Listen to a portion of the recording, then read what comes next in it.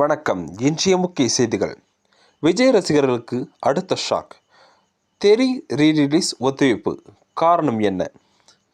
விஜய் நடிப்பில் உருவான ஜனநாயகன் படம் பொங்கல் பண்டிகையை ஒட்டி ஜனவரி 9ஆம் தேதி வெளியாகும் என்று அறிவிக்கப்பட்டது.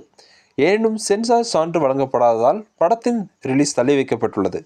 விஜயின் அரசியல் வருகையால் ஜனநாயகன் படம் தான் அவரிடம் கடைசி படம் என்று அறிவிக்கப்பட்டது. எனவே ஜனநாயகன் படம் வெளியிடுவதால் அவர்களின் ரசிகர்கள் கடும் அதிர்ச்சியில் அடைந்தனர்.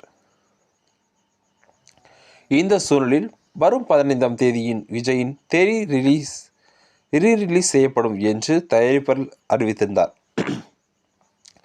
அட்லி இயக்கத்தில் விஜய் நடிப்பில் கடந்த 2016ஆம் ஆண்டு வெளியான படம் தெறி. இந்த படத்தில் சமந்தா, எமி ஜாக்சன் உள்ளிட்ட பலர் நடித்திருந்தனர். இந்த படம் அப்போது மிகப்பெரிய வெற்றி பெற்றது.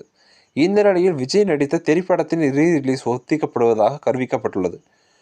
பொங்கலுக்கு புதிய திரைப்படங்களை வெளியிடும் தயாரிப்பாளர்கள் கேட்டுக்கொண்டதால் படம் ஒத்திவைக்கப்பட்டுள்ளது. தயாரிப்பாளர் கலைப்புடி தானு இந்த அறிவிப்பை வெளியிட்டுள்ளார். ஜனநாயகன் படம் வெளியாகாததால் கவலையில் இருந்த விஜய் ரசிகர்கள் திரைப்படம் ரீரிலீஸும் என்று அறிவிக்கப்பட்டதால் மகிழ்ச்சி அடைந்தனர்.